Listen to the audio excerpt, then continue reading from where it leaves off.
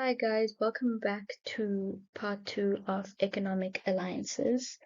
So in the first part on economic alliances, we basically just went over the theory behind it, the mechanisms they use, how they work, and just all the nitty-gritty stuff on that. And then in this part two, we're going to go into case studies on a few different economic alliances. Okay, so first one that we're going to look at is BRICS. I think this is one that everyone should already know. Obviously, they comprise of Brazil, Russia, India, China, and South Africa, and they represent five major emerging economies in the world. Their main goals are to promote economic growth, political cooperation, and in general, just to develop a collective voice on the global stage that are able to challenge Western powers.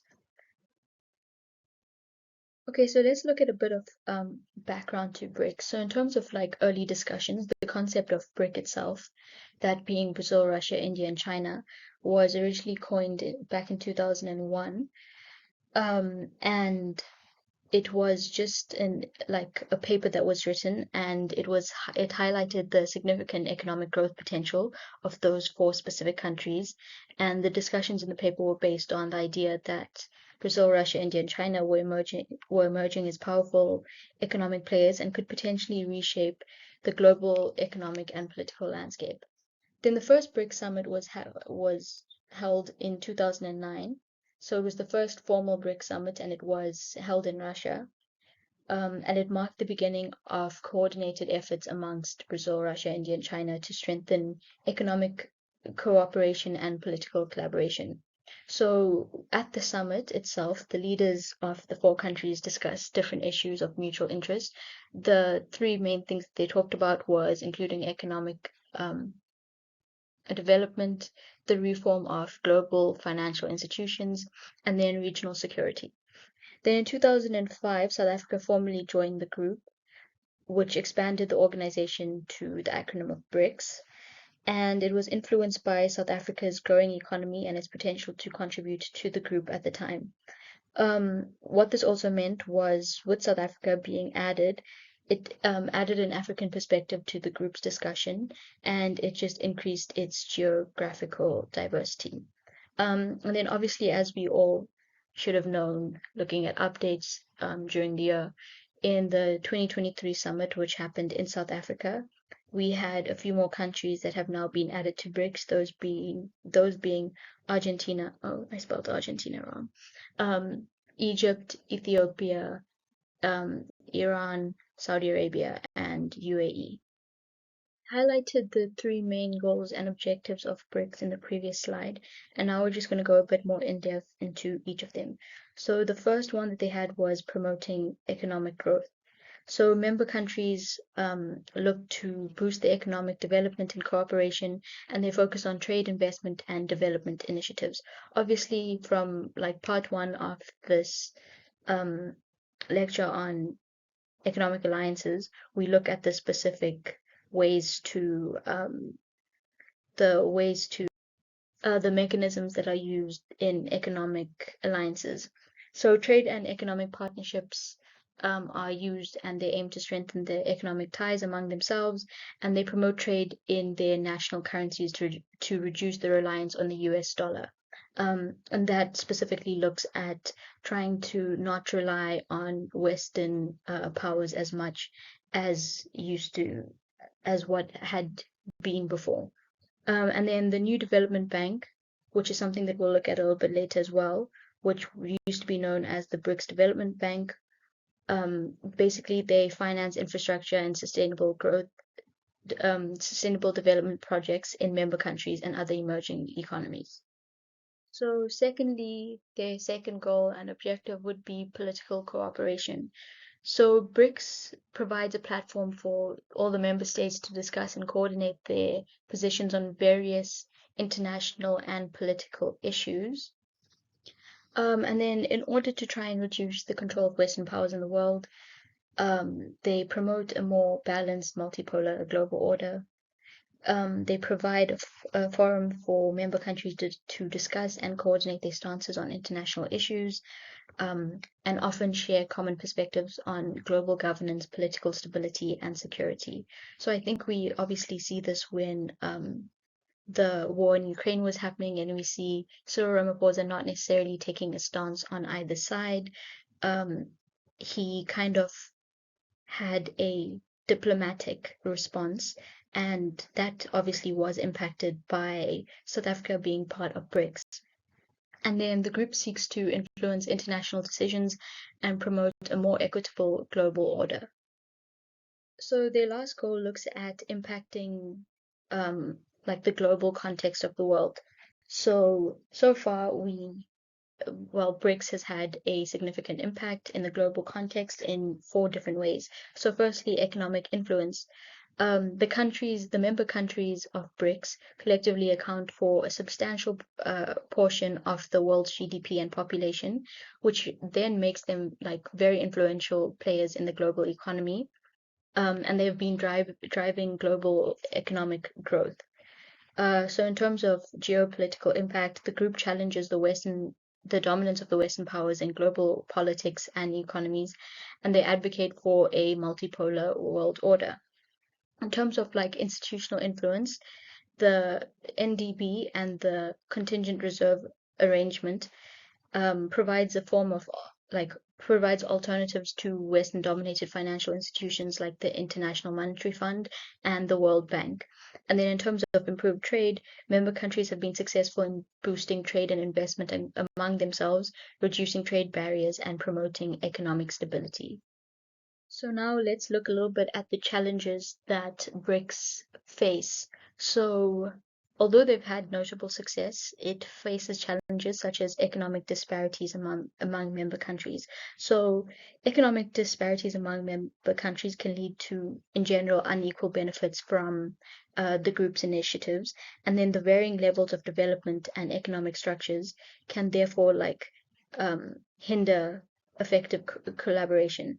And then looking at the effect of that, so persistent economic disparities can lead to undermining the group's ability to implement projects that they've created together and hinder the achievement of common economic goals. Then secondly, we look at differing political systems. Here we're looking at the fact that BRICS members have different political systems ranging from democracies to more centralized systems. And this can lead to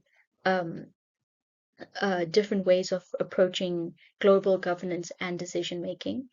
And in general, it challenges their ability to reach a consensus on political issues and could affect the group's ability to present a united front in front of the international stage.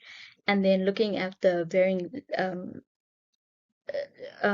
levels of development. Obviously, when we look at different countries, as I'd mentioned in part 1, in terms of the different development of the countries, a country like South Africa's development is very different to a country like China's development.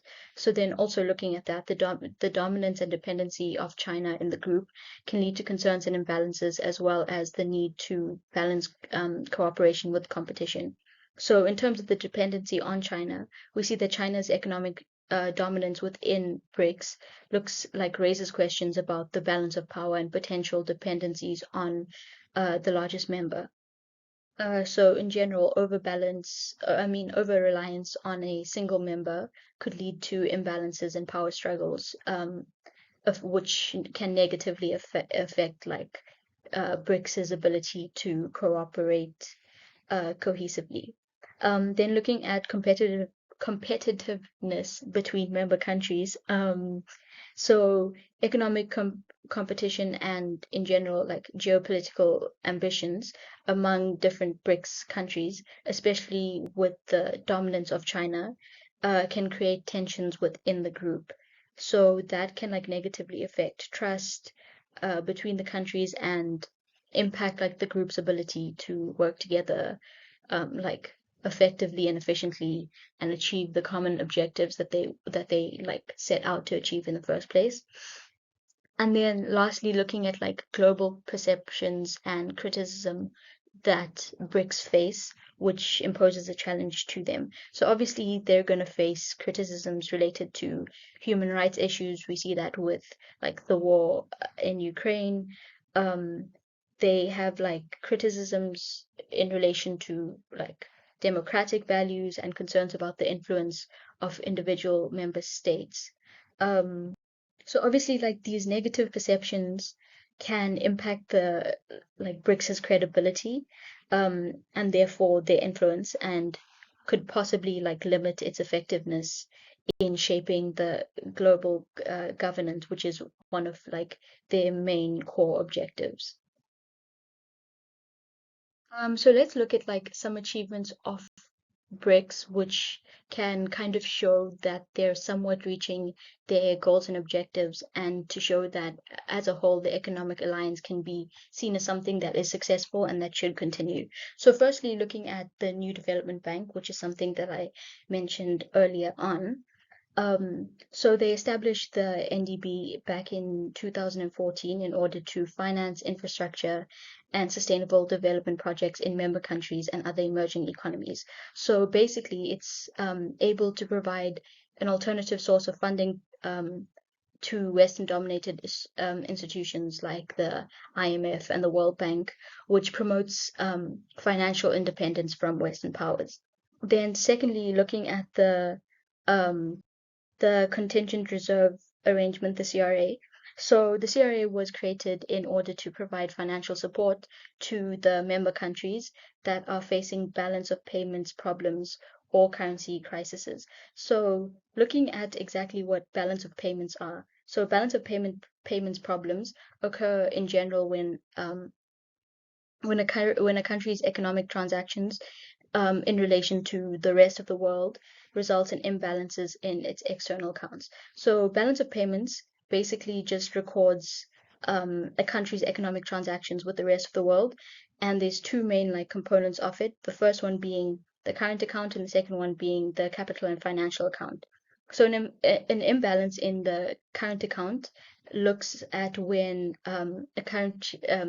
sorry, a country is running a trade deficit. So a trade deficit occurs when you're importing more goods and services than you're exporting. And then secondly, in terms of the current account, there's an imbalance in the current account when a country has a trade surplus.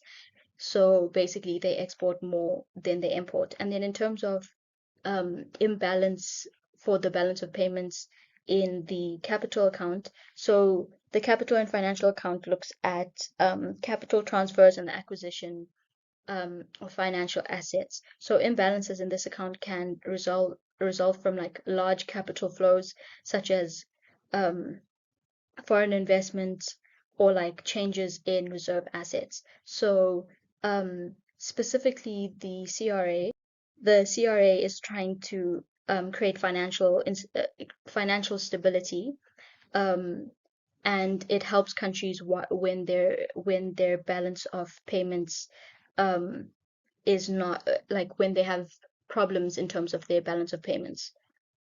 And then thirdly, we look at business council and academic forums. So BRICS established a business council and academic forums to facilitate collaboration among business communities and academics from member countries. So basically, these platforms that they've established promote dialogue, the exchanging of ideas, and like creating joint projects, which fosters a stronger fosters stronger ties among businesses and academic communities within BRICS. Okay, so that is it on BRICS. I'd suggest that you guys do a bit more research on BRICS, especially in terms of like the new developments within this year before nationals, because I think that it's like a very current topic that has the potential to like materialize itself into a motion or something. So now we are going to be moving on. So ASEAN or ASEAN, people pronounce it differently, is the next economic alliance that we're going to be looking at. So it stands for the Association of Southeast Asian Nations. and it was first established in 1967. That's supposed to say 1967. I don't know why there are two ones over there. So they're a regional intergovernmental organization that comprises of 10 different countries in Southeast Asia. Those countries are Indonesia, Malaysia, the Philippines, Singapore, Thailand, Brunei, Vietnam, Laos, Myanmar, and Cambodia. So their main goals are to promote economic growth, social progress, and regional stability. I think like a lot of economic alliances, their goals and objectives kind of uh, are similar to each other, but the ways that they achieve those goals are obviously going to be different, like dependent on the resources that they have and just their different like political and economic standings. So they work together on various issues, including economic cooperation, political security, and socio-cultural development. So now we're going to go into the goals and the objectives. I feel like in part one and also in BRICS, we talked a lot about how like economic growth is promoted. So um, for this, I've mainly looked at how it has been achieved and mechanisms that they've already used. So the first goal being promoting economic growth, how it's been achieved. So firstly, we have free trade agreements. So they've actively pursued the establishment of free trade agreements among like their own member states and with external partners.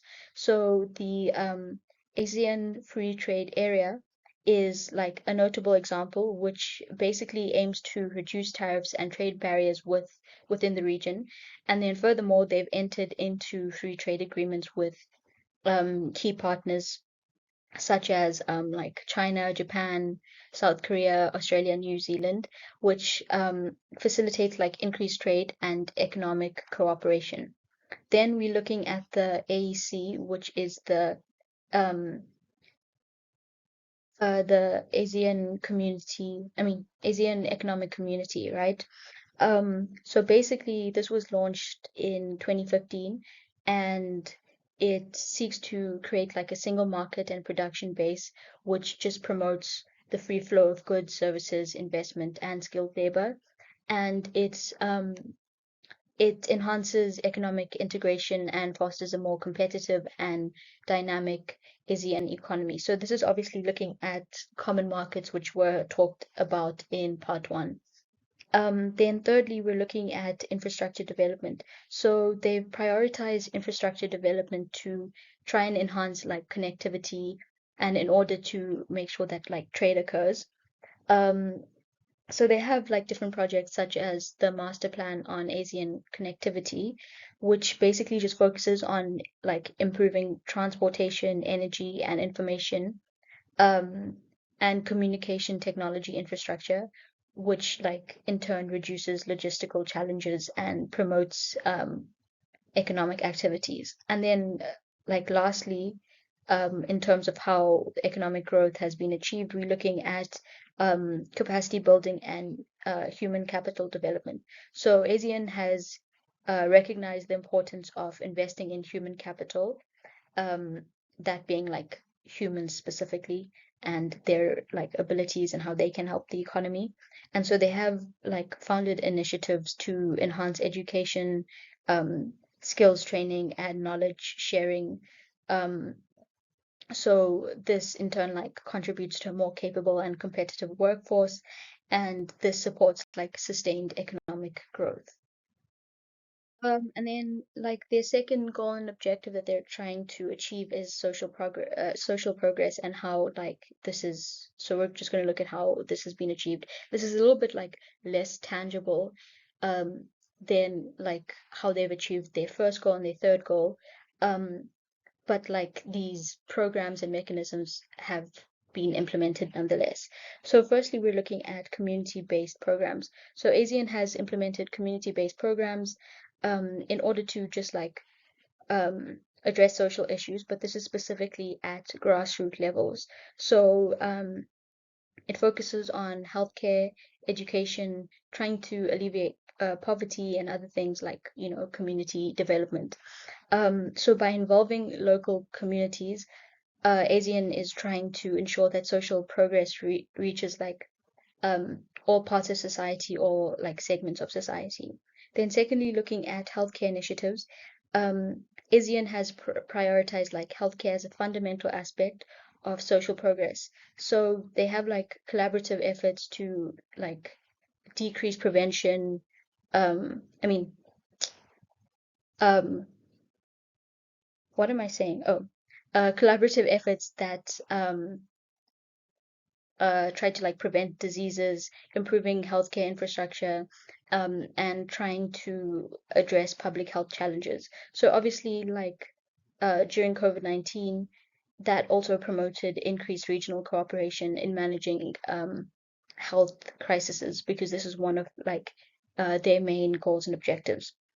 Then thirdly, looking at educational enhancement. So ASEAN has worked towards trying to enhance educational systems and trying to increase the quality of education and the access to that quality education.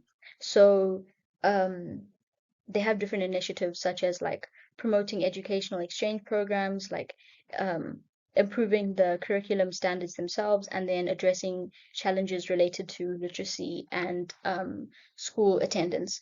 And then lastly, looking at human rights framework. So basically, ASEAN has tried to develop a human rights framework in order to address the issues related to like social justice and inclusivity.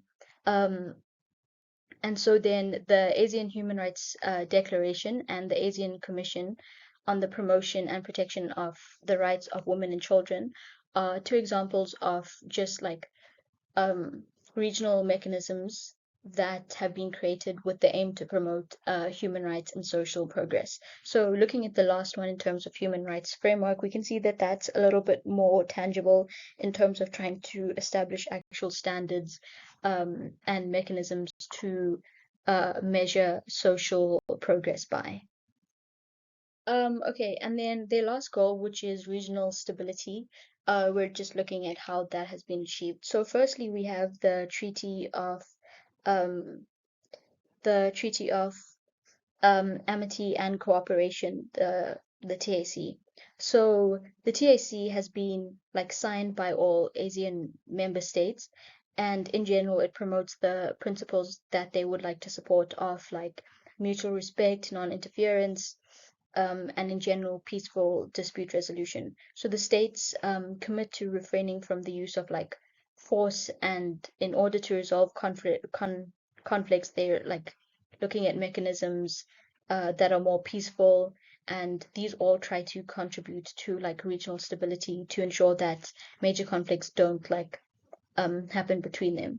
Then secondly, we're looking at the ASEAN Regional Forum. So this was established in 1994, and it was basically just a platform for dialogue and cooperation on all like political and security issues, and all the member states and external partners are included, which like enables them to foster discussions on regional security challenges and different like confidence building measures. Um, then thirdly, they have like the military confidence building measures. So the ASEAN member states have implemented like military confidence building measures, and the aim of it is to try and like enhance transparency and reduce the risk of misunderstandings between member states. So the like measures that they use are looking at like information sharing, joint exercises, and then like dialogue on defense policies in general. Then the next way that they've achieved like regional stability is looking at the ASEAN political security community, the APSC. So um, basically, what it aims to do is to strengthen political and security cooperation among member states, um, and it like includes measures for conflict prevention, conflict resolution, and post-conflict peace building. So in order to like stop conflict from happening, and if conflict does happen, the correct ways to address it.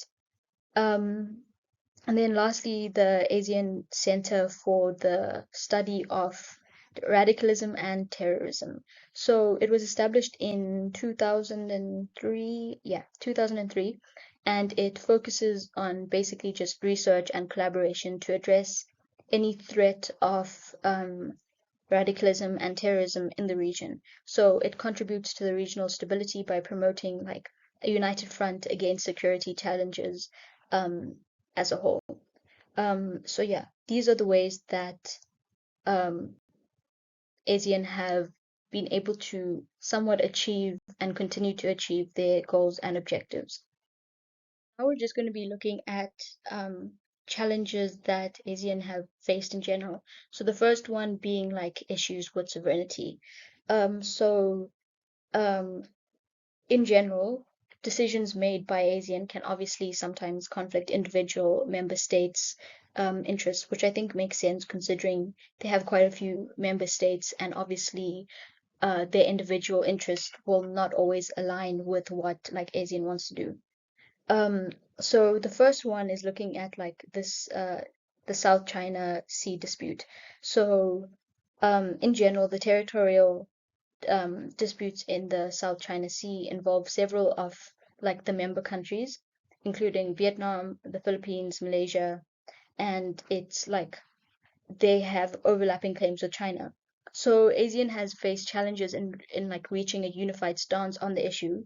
Um, and some member states have preferred like a more assertive approach in dealing with China, while either like others have advocated for like diplomatic and cooperative resolution. So there's like a lack of a like unanimous position on the South China Sea issue, um, and like this has at times like led to perceived conflicts of interest among the ASEAN members because they're trying to achieve different things, and even in terms of the things that they are trying to achieve, the mechanisms that they want to use to achieve these like goals are different.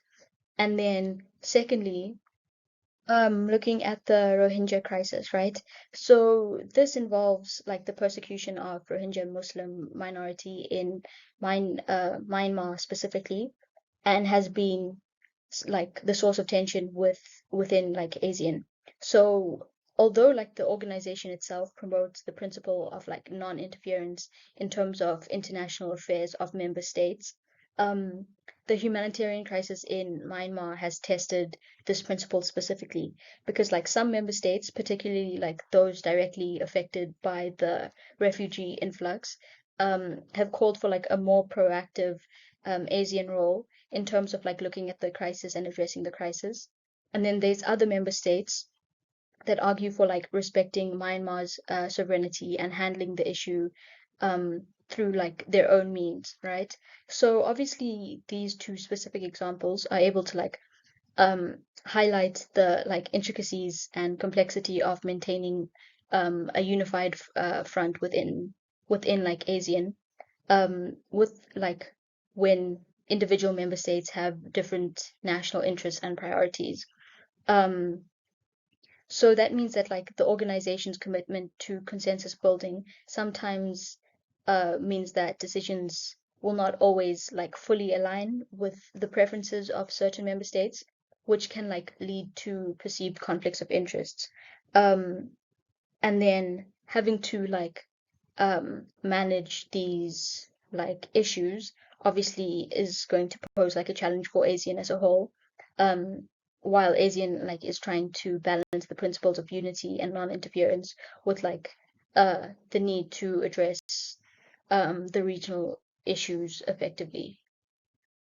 And then the second challenge that like ASEAN faces in general is there's been like large criticism towards like their mechanisms and the ability for their mechanisms to work. So firstly, they have like weak enforcement mechanisms. So um, they aren't able to ensure that member states like follow the economic agreements that they have signed. So in comparison to like other regional organizations such as like the EU, the ASEAN does not have like um, institutions with the authority to kind of like enforce the compliance. Then secondly, they have like non-binding nature of agreements. So many of like their economic agreements are non-binding in nature, which means that they're just like kind of relying on the cooperation of the member states themselves. And as a result, it can like as a whole undermine the effectiveness of the agreements and limits um, their ability to like drive substantial economic integration and completely um, achieve all their goals. Then thirdly, we're looking at like varying levels of commitment. So this looks at like the member states themselves having varying levels of commitment in terms of implementing economic agreements, which like leads to disparities in compliance. Um, so this uneven like commitment obviously hinders the like realization of the full economic potential that was envisioned by the ASEAN agreements when they were made. And then lastly, looking at the limited dispute resolution mechanisms. So although they have mechanisms for dispute resolution, they're often like considered slow and less effective. Um, like they're typically addressed through dialogue and consultation, and the fact that they don't have like a specific mechanism for resolving disputes may weaken the enforcement of like economic agreements. And I think like in terms of these criticisms, we can see like these arising when um things like the South China Sea dispute like happen, and there isn't like necessarily a specific way that these issues are being solved, even though they're involving like a lot of different members of the like ASEAN Economic Alliance. So yeah, those are like the main criticisms, yeah, of like the mechanisms themselves. Okay, and then lastly, we're going to be looking at Mint. So that is Mexico, Indonesia, Nigeria, and Turkey.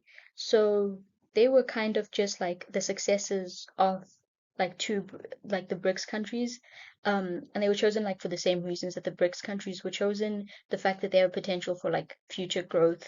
But this one specifically based on like certain geographic um, demographic and economic factors. So this is more of like a concept rather than like having like a formal political or economic alliance. It's not necessarily something that has like a lot of implementation in comparison to like ASEAN and BRICS. Um, and in general, like the Mint countries suffer from like corruption and political instability. Um, and this is like after they have struggled with significant problems in the past in general. Yeah. So now we're just going to be looking at what like the concept of Mint highlights, because again, they aren't like a formal economic alliance. It's just based on people's perceptions of the fact that they could have like they could be a very good economic alliance, and they have like a lot of potential for growth. So like that's the first thing that's highlighted is the economic potential. So in general, like these countries are seen as having significant like economic potential, um, due to specific factors, those being like they have a large and growing populations. In terms of geography, they have strategic geographical locations, and in terms of their economies, they have diverse economies.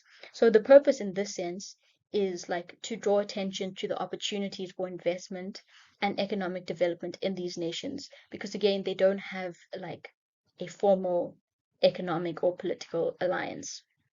Then secondly, what it highlights is the diversification of global economic influence. So by grouping these four countries together, um, they aim to like diversify the global like economic landscape, and the purpose is to challenge the traditional dominance of Western economies and contribute to a more like balanced representation of emerging markets in international economic discussions as a whole.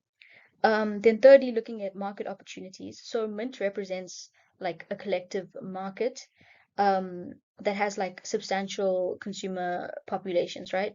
So the purpose of like Mint, like the concept of Mint, is to showcase the opportunities for businesses and investors to kind of like engage with these countries, and like tap into their markets and like contribute to their like economic growth. Um, and then lastly, looking at global economic dialogue, the concept of Mint contributes to the global economic dialogue by emphasizing the importance of like emerging markets into like the world landscape. So the purpose is to encourage discussions and collaborations that in some way recognize the influence and the potential of these nations in shaping um, the future of the global economy. So like those are the four main things that Mint, like the idea of Mint establishes, right? So even though like Mint itself doesn't have a formal structure or like specific objectives, the purpose lies in mainly like highlighting the combined economic strength and potential for these four emerging economies and fostering a greater understanding like of their specific role um, in the evolving global economic landscape. So yes, that is it on Mint, ASEAN, and BRICS. I hope you guys have made it to the end of this video and have enjoyed it. If you guys have any questions, again, please feel free to message me and ask. Enjoy your day further.